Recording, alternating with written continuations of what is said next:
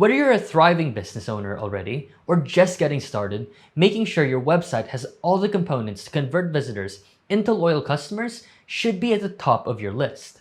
The fact that you're watching this video means you've probably already settled on an idea for your business and maybe even made plans for the logistical side of things. Awesome! You've already done the hard part.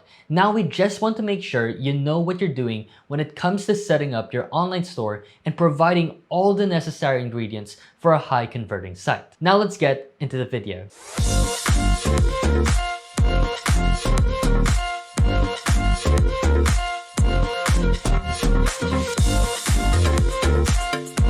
By the way, if this is your first time watching, welcome.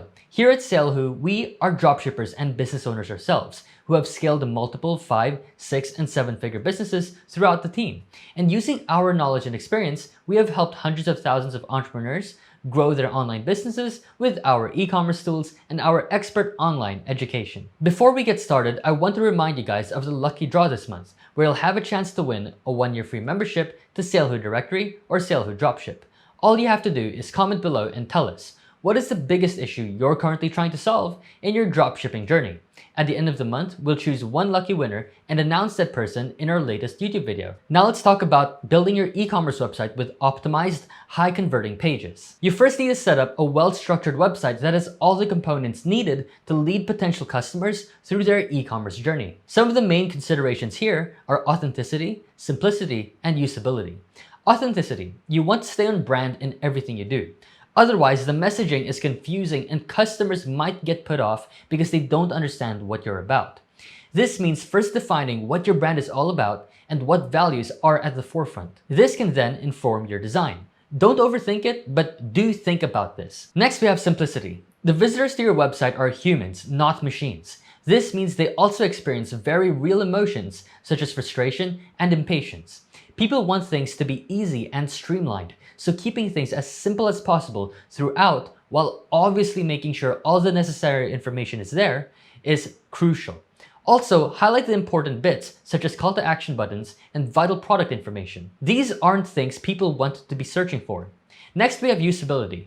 How easy is it to take a step back within the checkout flow? How easily can a customer access their order and purchase history? All these questions are vital when thinking about great usability on your website. Keep considering what you would personally want from an online shopping experience and go from there. It also doesn't hurt to do some trialing with test customers, even if they're just your family and friends. They might spot some clunky parts of the website that you haven't been aware of.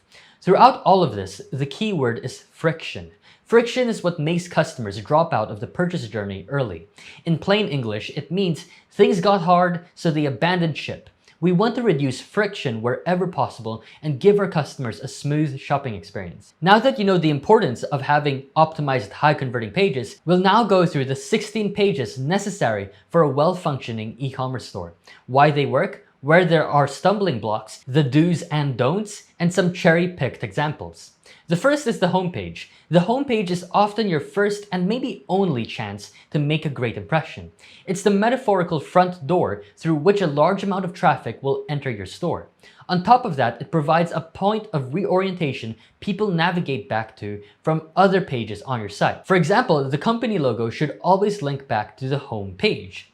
So you need to make sure your homepage fulfills two purposes. First is to communicate your unique selling point, or your USP, which is what makes your store unique. Second, we have being a well-organized point for navigating your site and highlighting any news or promotions. While it might feel there's a lot you want and need to squeeze into your homepage, keep simplicity in mind here. Less is more. Focus on large, evocative imagery and some choice messaging. The last thing you want to do is overwhelm your potential customers and scare them off from delving any deeper. In terms of what you should and shouldn't do, definitely do introduce your brand and use bold on-brand imagery. Also highlight promotions and particular products and have clear navigation. And don't squeeze too much in or use overly wordy languages or confuse the customers with too many call to actions and pathways. ASOS homepage excels at both telling the brand story through imagery and simple messaging, as well as leading customers to product pages. Their homepage is something you can use for inspiration for your homepage. Next, we have the About Us page. Since the About page isn't directly product related, it may feel like a bit of an afterthought when it comes to building an online store. But don't be fooled. This page is key in building trust and creating real connections with your customer base. In fact, 52% of new visitors to a website will look at the About page. Here's where you can really tell a story about your brand and your personal journey to building your company. This can be key in customers feeling seen and heard in what they're experiencing in their own lives, which in turn means they'll feel more inclined to buy from your business. Essentially, people like people, and putting a face and story to a brand turns it into something relatable. Plus, customers may be interested in your value propositions, such as sustainability, to see if it gels with their own ideas about the world.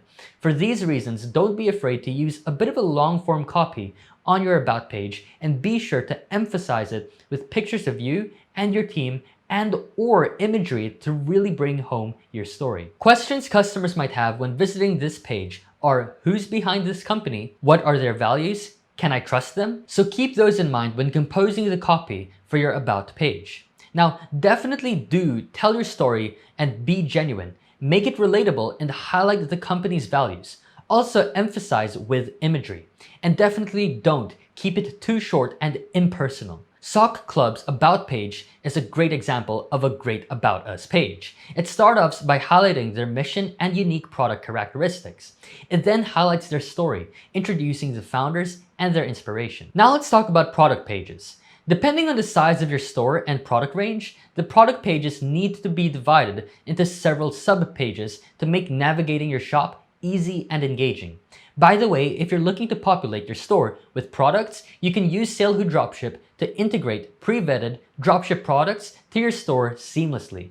If you're not looking to dropship, but rather want to do wholesale, you can check out the SaleHoo directory for 8,000 plus pre-vetted suppliers and their products. Now, one of the product pages I want to talk about is the category overview page. This page is all about promotion and wayfinding. Say your store has several big subcategories, such as dining room, living room, bedroom, bathroom, or women's, men's, and kids. It's a good idea to have a category overview page, which basically works as a kind of home page for that category. So think big, bold imagery and prompts for products or subcategories the customer might be interested in exploring. From here, customers should be able to dig deeper into whatever products they're looking for or start a search to narrow down their choice. Some shops don't have a specific category overview and instead take customers directly to a list view of all the products in this category. However, it can definitely pay to add this page and perhaps entice the customer into a direction they hadn't considered before. In terms of do's and don'ts, definitely do use striking imagery, provide clear navigation to subcategories, and entice the customer with product ideas.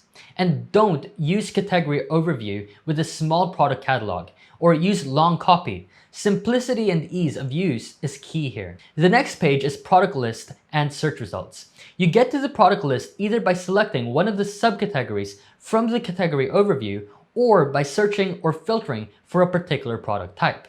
From here, the customer should have the ability to filter results to narrow down their search, as well as go into product detail pages. A clear and intuitive structure is key here. Some shops have their navigation or filtering system at the top, some down the side, but whatever you do, it needs to be easy to use and help the customer find exactly what they're looking for.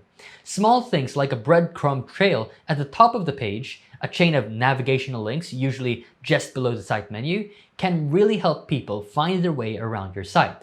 You can also provide the option for a quick view of products, which means customers can preview the product detail page without leaving the list view of search results. A great option for a large product catalog. Now, definitely do make it easy for customers to find what they're looking for and provide faceted filtering options and use clear product titles. Use high quality photos with full view of the product and use suggested search to surface products. Don't list products in the wrong categories, leading to skewed search results, or list products without imagery. The next page is product detail page. Here's where we get into the nitty-gritty of each individual product and closer to actually finalizing a sale for your store. Needless to say, you want to be providing plenty of accurate details about your product here. Depending on what you're selling, you'll need to have more of an emphasis on either imagery or description, although both are important regardless of the product. Fashion stores traditionally highlight imagery, whereas selling things like technology products warrants detailed text descriptions. Another thing to mention is the increasing trend for using video on product detail pages. According to research, 84% of people say they've been convinced to buy a product or service by watching a brand's video. So if you're able to add some video content to your product pages, this may well pay off. If you're using Shopify, you can create GIFs like this for your product on Canva. You can then insert it in the product page in your store. Now, do give detailed product descriptions and use both photo and video. Also mention shipping estimates and return policy. Also have a clear call to action and add to cart. Show reviews from previous customers. Also feature suggested related products, which is a form of cross-selling. Don't omit important product details and be too aggressive upselling or cross-selling. Now let's talk about the checkout flow pages. Your customers have worked their way through the product list, scrutinized the details pages, and finally added a product to their cart. This person has decided to purchase, which is just what we want. Now we need to make sure the checkout process carries on smoothly or risk losing the sale at the last minute. So let's start with the cart itself. As you well know, the cart should be collecting all the items the customer has selected to add to cart. Once they go to the actual cart page, they should be able to see all the basic details of these items and make changes if required, such as adjusting things such as color, quantity, or delete the item entirely. If you're a dropshipper, you will be relying on impulse purchases, so you may want to test a countdown timer here, or something to urge the customer to make a purchase. The countdown timer can be a countdown of how much time there is left before the sale ends, or how much inventory is left. You can use an app like Ultimate Sales Boost to make countdown timers. Now, do make the cart easy to find and enable users to change cart items easily. Also add a countdown timer. Don't allow out-of-stock items to be added to the cart only to come up with an error message. Next, we have shipping and payment. Your customer is happy with the selection and is ready to finish the checkout process. Excellent news! Now it's more important than ever to keep friction to a minimum so the sale goes through unimpeded. There are usually two options for collecting the details you need from the customer. Sign in to an existing account or check out as guest with the option to create an account at the end, since you already will have collected all the details needed for an account anyways. Sometimes the guest checkout isn't offered at all, and creating an account is mandatory for some stores. But keep in mind that making that mandatory can put people off who feel overwhelmed by the amount of things they need to sign up to these days. The shipping details page should consist of a form to collect the shipping and billing addresses. Shopify's checkout already takes care of this for you, but just take a look at your own checkout page so you know what people are required to put there. Finally, when it comes to payment details, you want to make sure that you're offering all popular payment options, especially PayPal, Apple, and Google Pay, which make paying online as easy as hitting a button. Just another easy way to decrease friction for your customers. Now do offer guest checkouts and offer incentives for creating an account. Offer all major payment options and include minimum of Visa, MasterCard, Amex, Apple, and Google Pay. Don't make navigation clunky and hard to use, and force account sign up. Next, we have the checkout review page, a small but important step. You're basically saying this is what you've decided to buy. These are all the details you've given us. Is it all good to go? It's the last chance for the customer to change something, so it should be easy to do so. Again, Shopify takes care of this for you. Next, we have the confirmation page. The customer hits pay now and completed their purchase order. The payment is on its way to you. Ka-ching! But the relationship doesn't end here. It's time for a well-phrased order confirmation page, which should be about the same as the order confirmation email. Shopify will take care of this for you automatically, but if you're using other platforms, this is surely something you will look into. A thank you is definitely in order here, as well as an overview of the order they've just placed. You should give the customer an estimated delivery time and information on where to turn if they have any questions or problems with their purchase. Now is also the time to ask if a guest would like to create an account, if this hasn't already happened. As mentioned before, you've already collected all the information, so the setup to an account is easy if the customer decides to take it. They may also be open to other suggestions, such as leaving a review, giving feedback, or sharing on social, so those are also options to explore for your order confirmation page. Now, do say thank you and give a delivery estimate. Also, offer account sign up if it's a new customer. Also, provide a link back to the order and provide customer support contact info, and offer related product suggestions where appropriate. Send an email confirmation at the same time. Don't be too pushy with account signup or product recommendations. Omit contact info or be hard to contact in the case of problems with the order. Next, we have the email opt-in page. You want people to sign up to your newsletter. Why? Email marketing is still one of the most effective marketing channels, with an ROI of roughly $50 for every dollar spent. It makes sense, really. Somebody that signs up to your newsletter is already interested in your brand and the products that you sell, so you're able to market directly to your target audience. The newsletter opt-in page is often a pop-up, a floating widget, or a small area with a button on the home page, often as part of the footer, but can also be a landing page. Since just about everyone wants people to sign up to a newsletter these days, having a sweet incentive helps. Some examples include offering a unique discount code, free shipping, or free digital resource when people sign up. You can use an app like Privy for your email opt-in. Now, do try to snag people soon upon entering the site. Also offer enticing incentives and explain the content users can expect from these emails. And don't be too pushy or obvious with your marketing intentions, or fail to push the sign up at all or hide it away where nobody can find it. Next, we have the testimonials page. You may choose to have a testimonials page, although this is not a strict necessity, since you can add testimonials to your product and home page. The advantages are clear. People like to know that other people had a good experience buying from a brand. Testimonials are great for that. Testimonials can be as simple as displaying written quotes from past customers, but video tends to be very effective here too. Whatever you do, make sure people can put a face to the words. We are visual creatures after all. When starting out, you may not have any reviews or positive customer feedback yet. One way to get around this is giving your products to family and friends to review and using their words on your testimonials page. If you already have some happy, loyal customers, it could be as easy as asking for a few words just from them via email. Just make sure you ask their permission before publishing anything on your website.